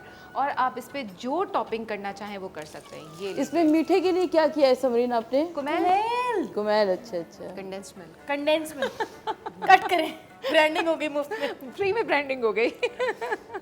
वो असल में आपने देख लिया होगा ना। चलें दुआ, अब हम जल्दी जल्दी, आप क्या करना पसंद करेंगी मुझे ये बताइए। इन मैं दोनों कुछ काम में से कुछ भी नहीं करेंगे? नो प्रॉब्लम, कर लूं?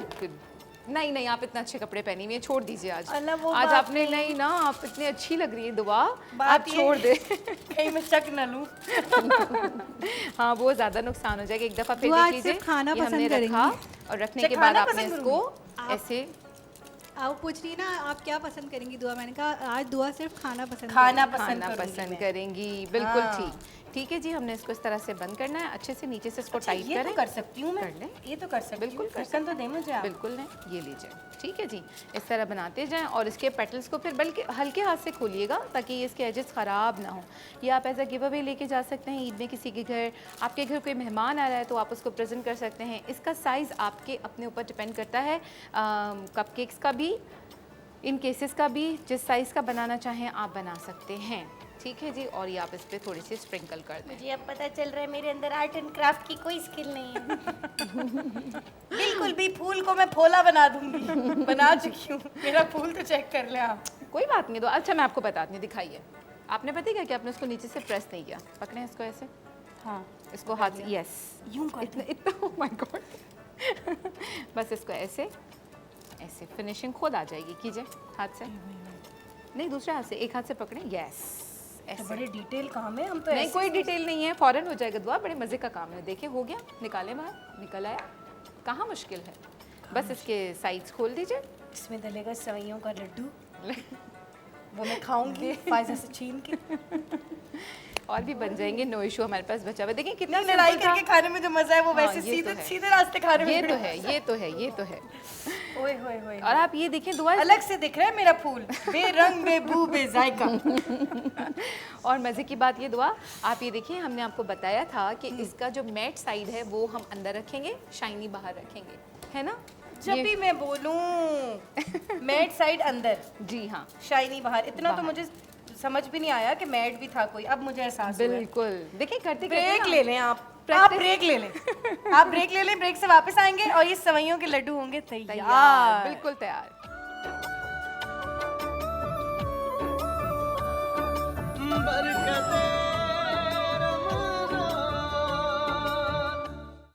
अस्सलाम वालेकुम जी, बरकत रमज़ान में हम आ गए हैं वापस, और मैं लोग बिजी डू नथिंग नहीं कर रही, मैं कर रही हूँ इस वक्त कुछ यहाँ पे। हमारी जो है वो जो कैरिंग बॉल्स थी, जो ये एल्युमिनियम फॉयल था बॉल्स को कैरी करने वाला, वो रेडी कर लिया हमने ब्रेक में, और अब मैं ये पिस्ते डाल के सजा रही हूँ।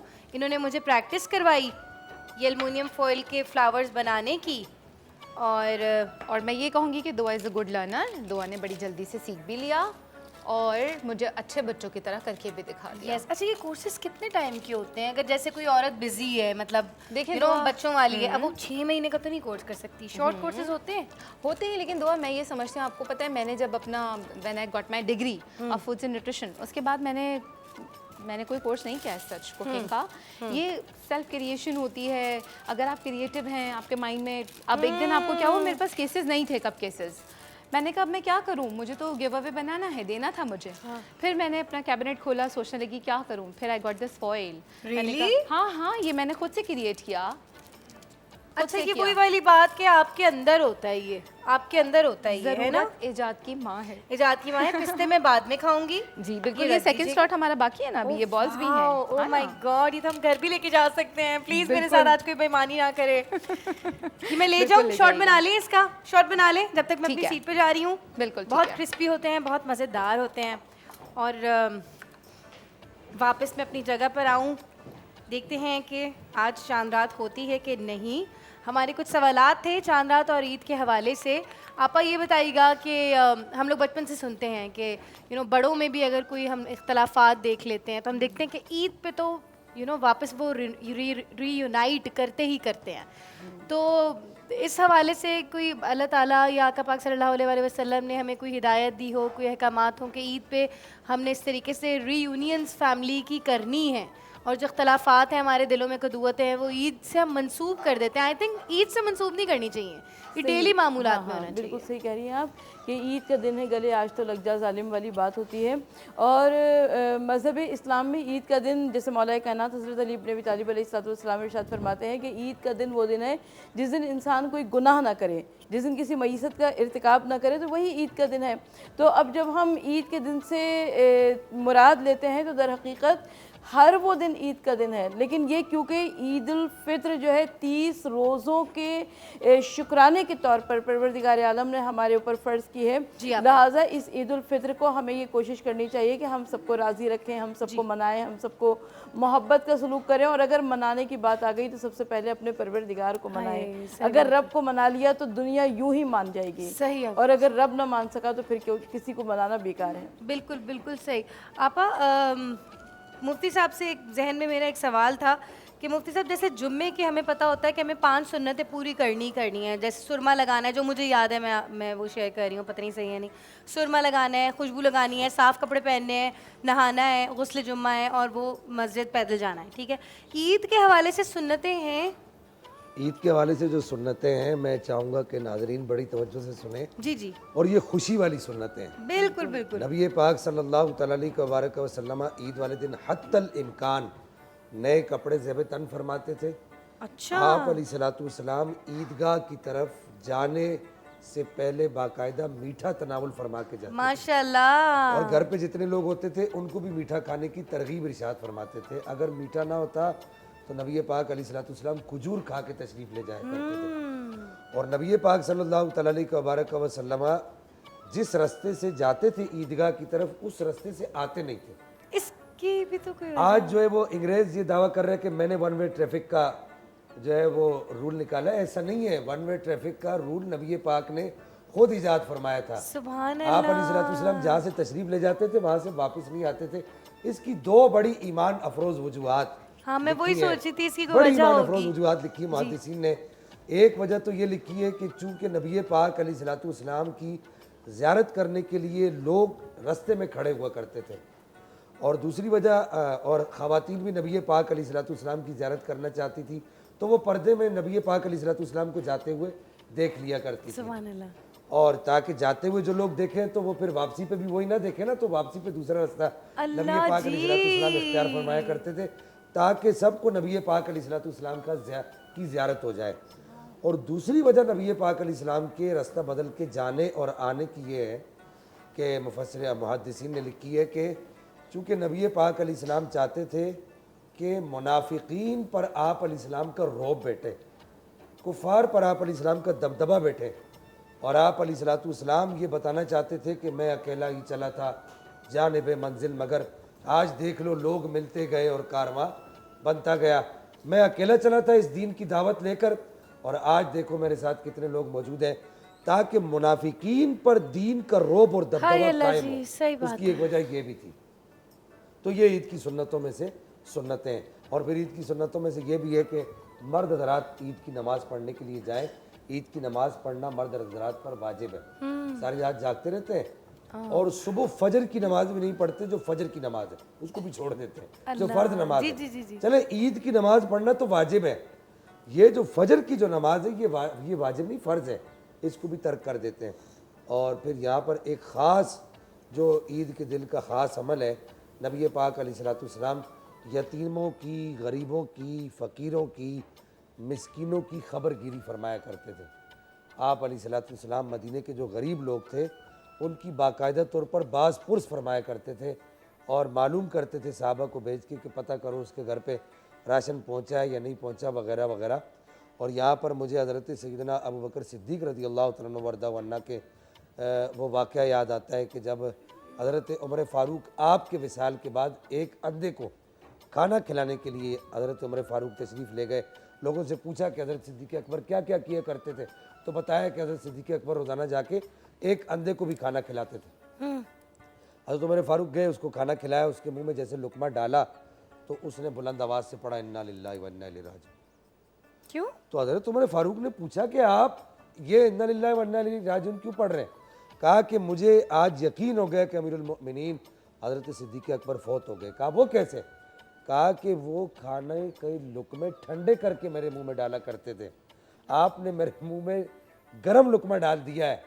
इस कदर हमारे असलाफ यतीमों की, गरीबों की, मिस्किनों की, फ़कीरों की खबरगिरी फरमाया करते थे। और आज एक हम है कि ईद आती है तो हमारा दस्तरखान सजता है और हमें ये परवाह नहीं होती कि मेरे पड़ोसी के बच्चे ने कपड़े पहने या नहीं पहने, मेरे पड़ोसी के घर पे अच्छी डिश पकी है या नहीं पकी, उसके घर पे मीठा पका या नहीं पका।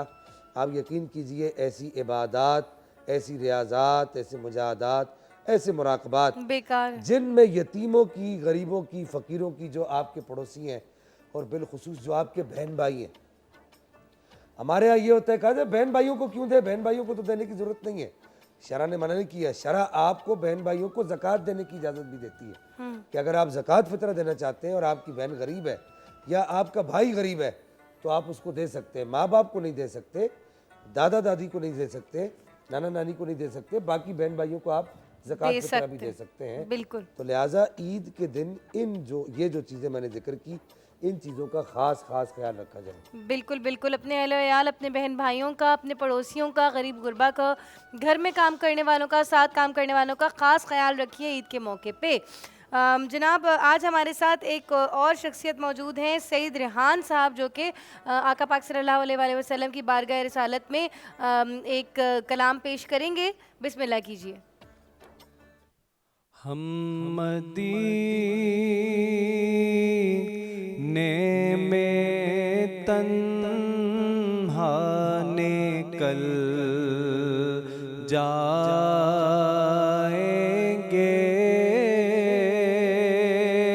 और गलियों में कसदन भटक जाएंगे। हम वहाँ जाके वापस नहीं आएंगे।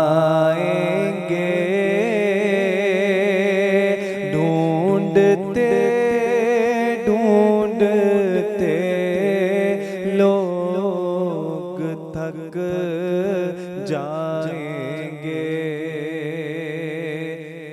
जैसे ही सब्ज़ गुंबद नज़र आएगा,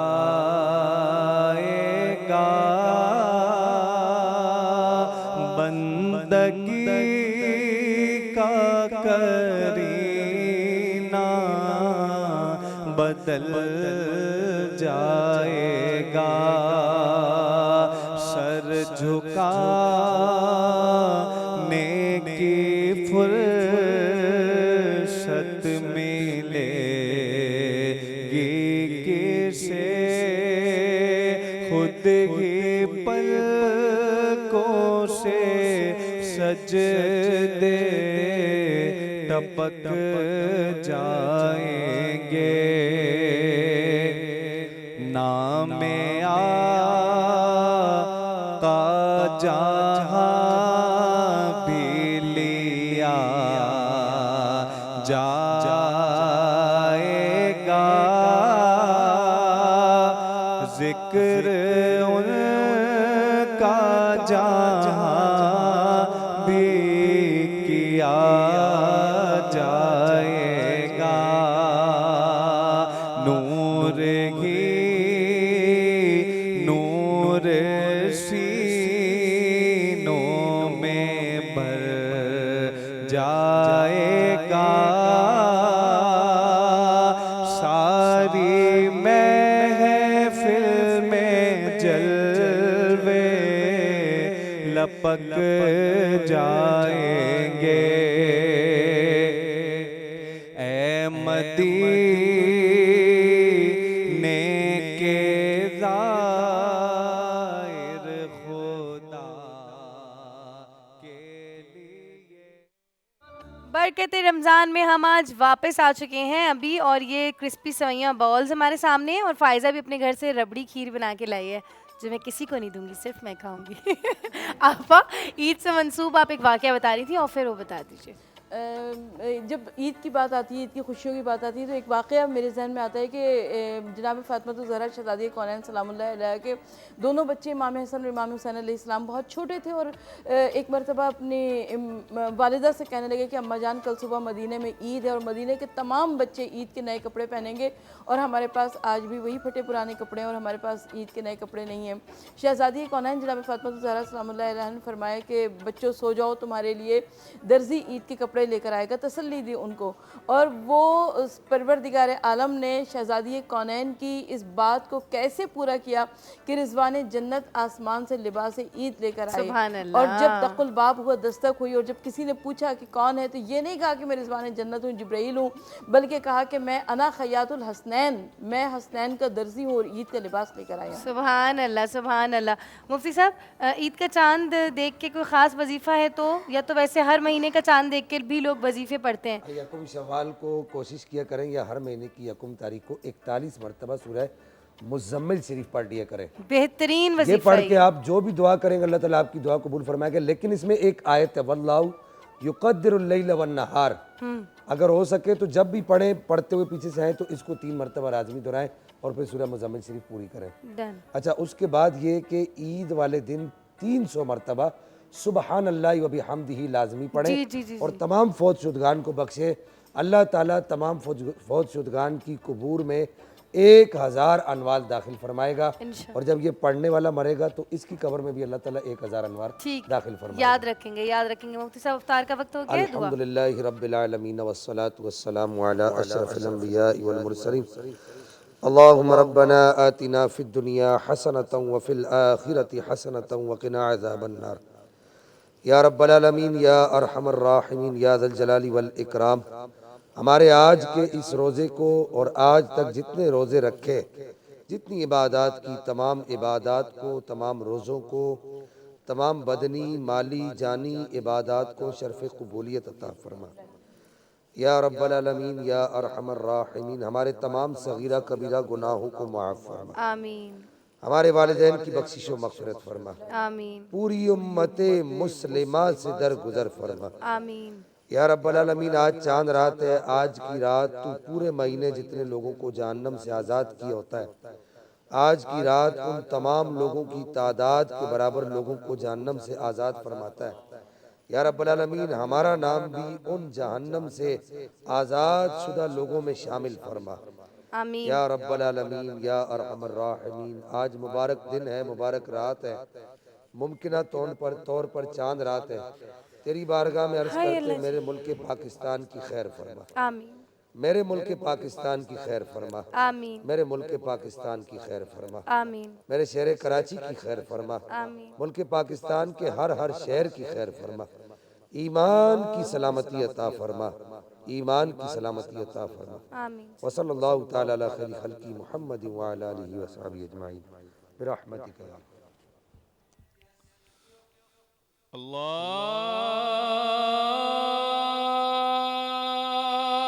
अकबर, अल्लाहु अकबर,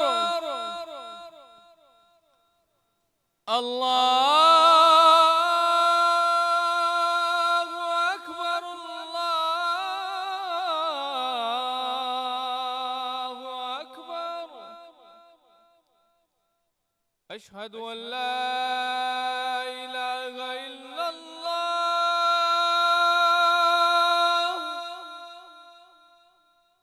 अशहदु अन ला इलाहा इल्लल्लाह,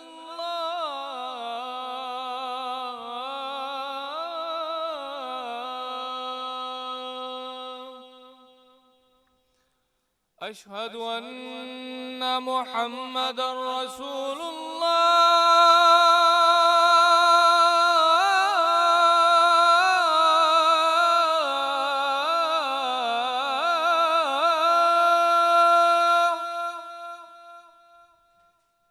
अशहदु अन्न मुहम्मदर रसूलुल्लाह।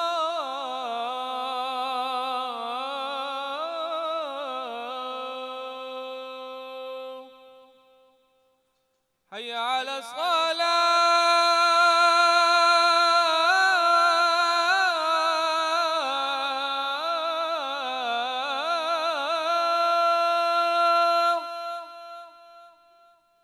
हय्या अला सलाह,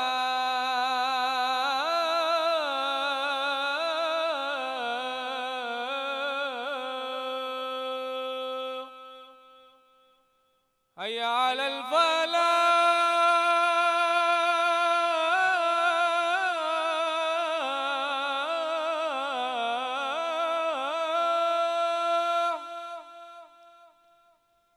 हय्या अलल फलाह।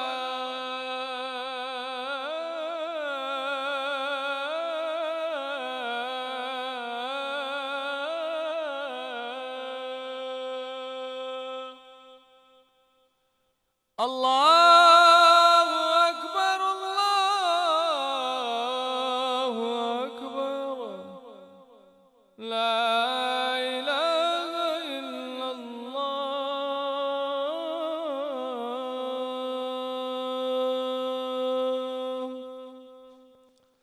अल्लाहुम्मा रब्बना हाज़िहि दाअवति ताम्मा वस्सलातिल क़ाइमा आति मुहम्मदनिल वसीलता वल फज़ीला वद्दरजतर रफ़ीआ वबअस्हु मक़ामम महमूदनिल्लज़ी वअदता वरज़ुक़ना शफ़ाअतहु यौमल क़ियामा इन्नका ला तुख़लिफ़ुल मिआद। सदक़ल्लाहु। जनाब, अगर आज चांद निकल गया तो ये हमारी नशरियात का आज आखिरी दिन होगा, वरना कल सुबह फिर आपको मुझे देखना पड़ेगा, क्योंकि मैं ये चांस नहीं लेना चाहती कि कल का दिन आए ना आए, चांद निकले ना निकले, कुछ नहीं पता।